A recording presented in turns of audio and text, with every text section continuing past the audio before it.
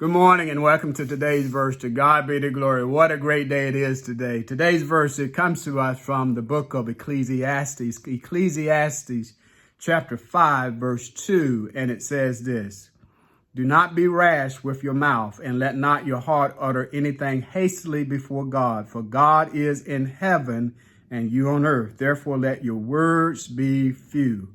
We do not impress God with long prayers, vain repetition, and with eloquent words. No doubt that you have probably heard someone get up and pray and publicly pray, and they use a very long prayer, eloquent words. And while we might be impressed, God is not. God is not impressed by long prayers and with vain repetition. Even the Lord cautioned in prayer that do not be like the heathens that use vain repetition, long prayers, as if they think they're going to be heard for their many words. God knows our heart. He knows the hidden things of our heart. He knows the motives.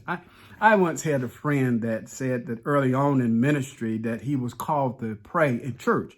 And he said he prayed for 20 minutes. And I looked at him and I said, brother, what in the world were you doing? I asked him, were you trying to make up for lost time in prayer, or were you trying to sneak a preach? Yeah, I imagine that the sermon was not much longer than 20 minutes. I would have had an old pastor back in the day that would pull him by the coattail and said, sit down, servant, sit down. Come on. We do not impress God with our many words. When we come to God in prayer, may we be mindful that prayer can be two-way communication. We can submit our petitions, our supplication before the Lord, but let us sit still and listen to what God might impress upon our heart. We do not have to use many words. We would not recognize the second part of this verse, that God is in heaven, that he is the king of the universe and we are here on earth.